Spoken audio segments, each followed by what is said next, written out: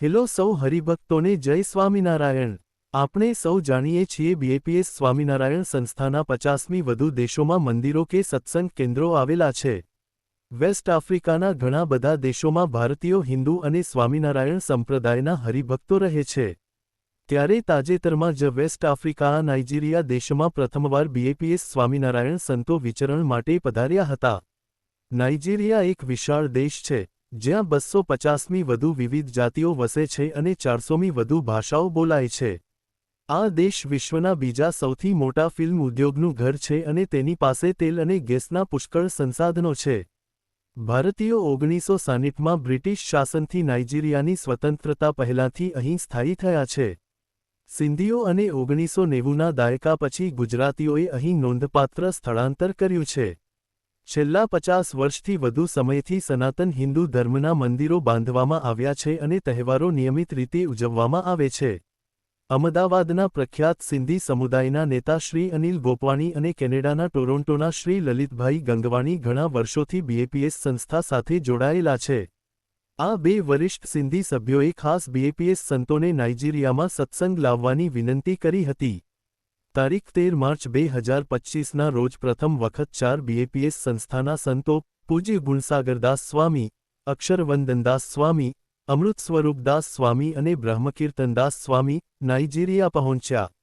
તેમની સાથે બીએપીએસના કેટલાક સ્વયંસેવકો પણ હતા।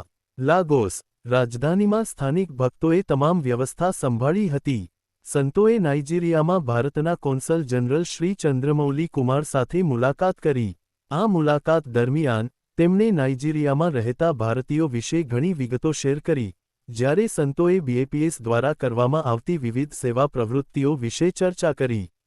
સંતોએ તેમને સત્સંગ દીક્ષાની એક નકલ ભેટમાં આપી। સંતોએ ઇસ્કોન મંદિર, ગીતા મંદિર, ગીતા આશ્રમ અને અન્ય હિન્દુ મંદિરોની પણ મુલાકાત લીધી। 15 માર્ચ 2025ની સાંજે સંતોએ સુંદરકાંડ પાઠ્ય ખાતે સત્સંગ સભાનું આયોજન કર્યું। સંતોએ સુંદરકાંડના સંદેશાઓ પર વાત કરી અને ભક્તોને હનુમાનજી જેવી અડગ ભક્તિ વિકસાવવા પ્રેરણા આપી। આ ઉપરાંત તેમણે ભક્તોના ઘરે નાના જૂથોમાં સત્સંગ પણ કર્યા।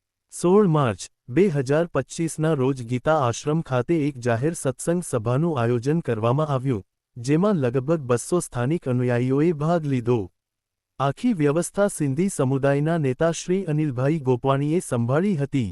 સંતોના કીર્તન અને પ્રવચનોથી ભક્તો આનંદિત થયા। ભારતના કોન્સલ જનરલ શ્રી ચંદ્રમૌલી, ગુજરાતી સમુદાયના વરિષ્ઠ પ્રતિનિધિઓ શ્રી શૈલેષભાઈ તન્ના અને શ્રી ચંદ્રેશભાઈ શાહ પણ ઉપસ્થિત રહ્યા।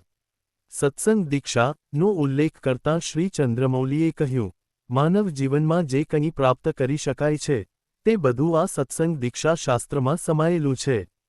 સંતોએ 35મી વધુ ભક્તોના ઘરો, દુકાનો અને ઔદ્યોગિક સંકુલોની મુલાકાત લઈ તેમની સુખ શાંતિ માટે પ્રાર્થના કરી। આ 5 દિવસની મુલાકાતે વિવિધ સ્થળોએ રહેતા સત્સંગીઓની ભક્તિને મજબૂત કરી, અન્ય લોકોને સત્સંગ તરફ પ્રેર્યા અને ઘણાને દૂષણો છોડીને શુદ્ધ જીવનશૈલી અપનાવવા પ્રોત્સાહન આપ્યું।